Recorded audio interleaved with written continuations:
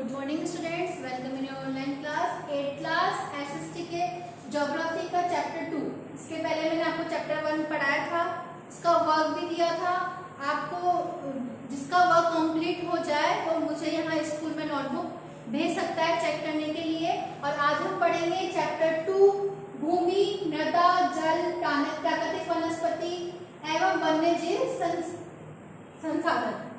कि भूमि क्या है, मृदा क्या है, जल, प्राकृतिक कि ये क्या है और ये इनका क्या प्रभाव है हमारे जीवन में। तो फर्स्ट भूमि, पहले तो मुझे एक बात बताइए कि सभी एक ही पूरी पृथ्वी के एक समान है? नहीं है। कहीं पर जैसे कि कहीं बहुत ऊबड़ खाबड़ जमीन होती है तो कहीं बिल्कुल समतल मैदान होता है। तो वहाँ का ऊबड़ खाबड़ जमीन का या ऊबड़ खाबड़ जहाँ स्थान है, हिमालय है, पर्वत जहाँ पे, उनका रहन सहन रेगिस्तान वाले रहन सहन से भिन्न होगा। उन दोनों में समानताएं नहीं होगी। तो सबसे पहला टॉपिक आता है भूमि। कि भूमि की गुणवत्ता, मृदा, जल, प्राकृतिक वनस्पति, प्राणियों की प्रौद्योगिकी उपयोग की भिन्नता के कारण है। इन स्थानों का एक दूसरे से भिन्न होने का मुख्य कारण ही संसाधनों की उपलब्धता है। क्योंकि जहाँ पे जिस तरह से जहाँ कोयले की खानें होती हैं वहीं पे आसपास लोग अपना जीवन रहना स्टार्ट कर देते हैं। जैसी सुख सुविधाएं उनको वहाँ मिलती है जहाँ, क्योंकि उनको वहीं रहना, जैसे कि वो और जगह पर रहेंगे और वो खदानों में काम करते हैं तो क्या करते हैं, उनका जाना आना उनको बहुत प्रॉब्लम रहता है, उनको बहुत परेशानियों का सामना करते हैं, इसीलिए अपना जीवन वो वहीं पे रहना स्टार्ट कर देते हैं। तो वैसे ही है कि इंसान उन अपने जो संसाधन जो हमें प्रकृति उपलब्ध कराती है उन संसाधनों की उपलब्धता ही हमारे यहाँ पे हमारे रहन सहन, हमारे इन सब स्थानों को एक दूसरे से भिन्न बनाती है। अब हम पढ़ेंगे भूमि कि भूमि क्या है। सबको पता है कि हम जहाँ रहते हैं हमारी पृथ्वी का सबसे ऊपरी वाला हिस्सा भूमि। सभी महत्वपूर्ण जो प्राकृतिक संसाधन होते हैं वो क्या होते हैं, भूमि में ही उपलब्ध होते हैं। भूपृष्ठ के कुल क्षेत्रफल का लगभग 30% भाग क्या है, भूमि है। कि हमारे जो पृथ्वी का लगभग जो पूरा भाग है उसमें लगभग 30% भाग जो है वो भूमि है। यही नहीं, यहाँ पर प्रतिशत के सभी भागों में आवास योग्य भी नहीं है। लेकिन ऐसा भी नहीं है कि हमारे इनमें भी कि बहुत सारी जगह जहाँ पे रहने योग्य होती है और बहुत सारी जगह ऐसी होती है जहाँ पे हमारा रहना संभव नहीं होता। मुख्यतः भूमि और जलवायु के भिन्न भिन्न लक्षणों के कारण विश्व विभिन्न भागों में जनसंख्या का वितरण भी असमान है। कि कहीं पे जनसंख्या बहुत ज्यादा है, कहीं पे जनसंख्या बहुत कम है। जहाँ पे सारी सुख सुविधाएं मिल जाती है वहाँ जनसंख्या अधिक निवास करती है और जहाँ पे जनसंख्या कम रहती है वहाँ पे जहाँ पे सब प्राकृतिक संसाधनों का अभाव होता है या जहाँ पे कठिनाइयों का जीवन होता है वहाँ पे जनसंख्या कम निवास करती है। तो समतल मैदानों में रहने वालों की संख्या ज्यादा होती है, उनकी तुलना में ऊंची क्षेत्रों में पहाड़ों पर रहने वालों की संख्या कम होती है। ऊबड़ खाबड़ स्थलकृत पर्वतों के तीव्र जलाक्रांत संभावित निम्न क्षेत्र, मरुस्थल क्षेत्र एवं सघन वन क्षेत्र सामान्य विरल और निर्जन है। उर्वरा मैदानों के नदी तटियों में कृषि के लिए उपयुक्त भूमि भी उपलब्ध होती है। इसीलिए ये स्थान विश्व के सघन बसे क्षेत्र होते हैं जहाँ पे जनसंख्या अधिक निवास करती है। अब आता है आपका नेक्स्ट टॉपिक भूमि उपयोग। कि भूमि है लेकिन हम उसका उपयोग किस तरह से करते हैं। कि भूमि का उपयोग विभिन्न कार्यों के लिए किया जाता है, जैसे कि कृषि करना, खेती करना, खदानों के लिए, सड़कों के लिए, उद्योगों के लिए इनकी स्थापना की जाती है। इसे कृषि भूमि या भूमि उपयोग भी कहते हैं। भूमि का उपयोग भौतिक कारकों द्वारा निर्धारित किया जाता है, जैसे स्थलाकृति स्थल की आकृति, मृदा मिट्टी, जलवायु, खनिज और जल की उपलब्धता। इन सभी तथ्यों को देखते हुए यहाँ पर भूमि उपयोग को निर्धारित किया जाता है। स्वामित्व के आधार पर देखा जाए तो भूमि दो प्रकार से उसको हम बांट सकते हैं। प्रथम होता है निजी भूमि और दूसरा होता है सामुदायिक भूमि। कि निजी भूमि जिसका मालिक हम खुद होते हैं, जैसे कि आप अपने मकान में रहते हो, अपने घर में रहते हो, तो उसके मालिक आपके मम्मी पापा हैं, तो वो हमारी खुद की प्रॉपर्टी है। दूसरा होता है सामुदायिक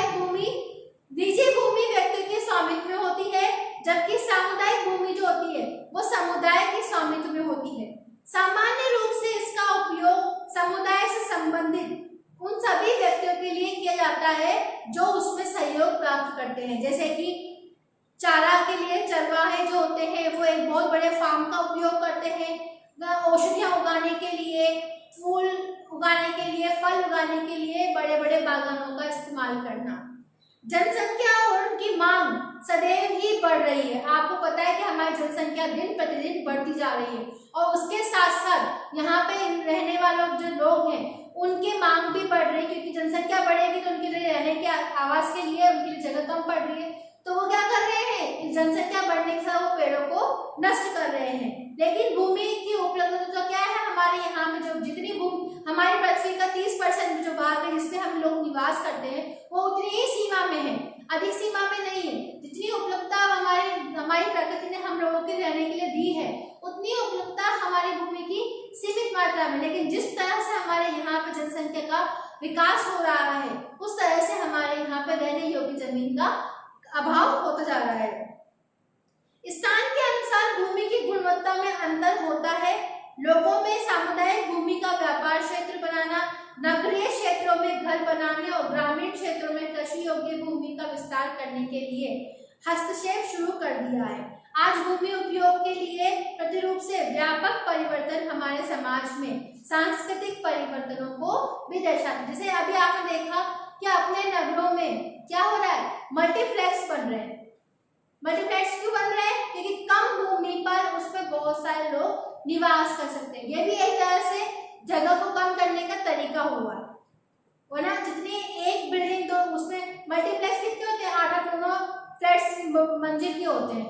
तो उसमें क्या है कि उस एक इतने से उस जितनी जगह है उस जगह में वहां पे पूरे लोग निवास करें। ये भी एक तरह से भूमि का उपयोग हम लोगों को दर्शाता है कि किस तरह से हम भूमि का कम उपयोग करके भी उससे हमारे जीवन को प्रभावित कर सकते हैं। अब नेक्स्ट टॉपिक आता है भूमि संसाधनों का संरक्षण, कि भूमि संसाधनों का संरक्षण हम किस तरह से कर सकते हैं। बढ़ती जनसंख्या और उसकी बढ़ती मांगों के कारण वन भूमि और कृषि योग्य भूमि का बड़े पैमाने पर विनाश होता जा रहा है। इससे इस प्राकृतिक संसाधन के समाप्त होने का डर पैदा हो गया है। इसीलिए विनाश की वर्तमान दर को अवश्य ही हमें रोकना होगा, कि हमें ऐसे प्रयास करने होंगे जिससे हम भूमि संसाधन का संरक्षण कर सकें। इसीलिए वन रोपण, भूमि उद्वार, रासायनिक कीटनाशकों व उर्वरकों का विनियमित उपयोग करना, अतिचारण पर रोक करना, ये सभी भूमि संरक्षण के लिए कुछ सामान्य तरीका है जिसका उपयोग करके हम भूमि संरक्षण को रोक सकते हैं। अब अगला टॉपिक आता है आपका मृदा, मिट्टी। भूमि का आप सबको समझ में आ गया। अब हम पढ़ेंगे मृदा, मिट्टी क्या होती है। पृथ्वी के पृष्ठ पर एक दानेदार कणों के रूप में एक पतली परत होती है जिसको क्या कहा जाता है, मृदा कहा जाता है। आपने सभी देखा कि अपनी जो पृथ्वी की जो ऊपर वाली लेयर होती है उस पे मिट्टी क्ले जैसी होती है, दानेदार रेत जैसी होती है। तो ये जो परत होती है इसको मृदा कहते हैं। ये भूमि से सबसे निकटता से जुड़ी हुई होती है। इस तरह रूप से मृदा के प्रकार निर्धारित करते हैं। मृदा का निर्माण चट्टानों से प्राप्त खनिजों एवं जैव पदार्थों से तब भूमि पर पाए जाने वाले खनिजों से होता है। कि मृदा का निर्माण कैसे होता है, चट्टानों से प्राप्त खनिजों से होता है। जैव पदार्थ जैसे कि जंगली जानवरों के मरने के में उसमें जब मिट्टी में मिल जाना या पेड़ पौधों का उसमें मिल जाना, और खनिजों से होता है। ये अपक्षय की एक प्रक्रिया के माध्यम से बनती है। खनिजों और जैव पदार्थों का सही मिश्रण मृदा में मिलने से मृदा हमारी उपजाऊ बन जाती है। क्योंकि हमारे जैसे पेड़ पौधे हैं या जंगली कुछ जानवरों के मरने से या इनके जब ये हमारी जमीन के अंदर मिलने स्टार्ट होते हैं तो उसमें एक रासायनिक प्रक्रिया के द्वारा हमारे यहाँ पे वो मिट्टी को उपजाऊ बना देते हैं। अब अगला टॉपिक आता है मृदा निर्माण के कौन से कारक होते हैं। कि मृदा निर्माण के मुख्य कारक जनकशैल का स्वरूप, जलवायु कारक या मृदा निर्माण के अन्य कारक जो है जैव पदार्थों की भूमिका या मृदा निर्माण के संगठन से भी लिया जाता है। अलग अलग स्थानों पे ये अलग अलग मिट्टी होती है। आपको सबको पता है कि एक समान की मिट्टी एक जगह पे नहीं होती, जैसे कि अलग अलग स्थलों पे अलग अलग समान की मिट्टी पाई जाती है। अगला टॉपिक है मृदा का निम्नीकरण और उसके संरक्षण के उपाय, कि मृदा का हम निम्नीकरण किस तरह से कर सकते हैं या उसके संरक्षण को किस तरह से हम रोक सकते हैं। मृदा अपरदन और क्षीणता मृदा संसाधन के दो मुख्य खतरे हैं कि मानवीय और प्राकृतिक दोनों ही कारकों से मृदाओं का निम्नीकरण हो सकता है। मृदा के निम्नीकरण में सहायक कारक जो है वनोन्मूलन, अधिक से अधिक पेड़ लगाना, अतिचारण, रासायनिक उर्वरकों और कीटनाशक पदार्थों का अधिक उपयोग करना, वन्य दोहन, वर्षा दोहन, भूस्खलन या बाढ़, ये सभी कारण हैं जिसके कारण हमारी मृदा का निम्नीकरण हो रहा है। मृदा संरक्षण की कुछ विधियां यहाँ पे बताई गई है जिसके द्वारा हम यहाँ पे संरक्षण करके मृदा अपरदन को रोक सकते हैं। फर्स्ट आपका आता है मल्च बनाना, कि पौधों के बीच अनावृति भूमि जैव पदार्थ जैसे कि प्रवाल से ढक दी जाती है। इससे मृदा की आर्द्रता रुक जाती है, मृदा की नमी को हम रोक सकते हैं। फिर है वेदिका फार्म, कि चौड़े समतल सोपान अथवा वेदिका तीव्र ढालों पर बनाए जाते हैं ताकि सपाट सतह फसल उगाने के लिए उपलब्ध हो जाए और इनसे पृष्ठीय प्रवाह मृदा अपरदन कम हो जाए। कि चौड़े जो समतल मैदान सोपान होते हैं, मतलब वेदिका तीव्र ढालों, मतलब जैसे कि त्रिभुजाकार होते हैं, जैसे कि ऊपर से नीचे की तरफ गिरते हैं, उनको बनाए जाते हैं ताकि उस पर हम कृषि करके वहां की मृदा अपरदन को भी कम कर सकते हैं। फिर आता है समोच्च रेखीय जुताई, कि एक पहाड़ी ढालों पर समोच्च रेखाओं के समांतर जुताई और ढाल से नीचे बहते जल के लिए प्राकृतिक अवरोध का निर्माण करती है।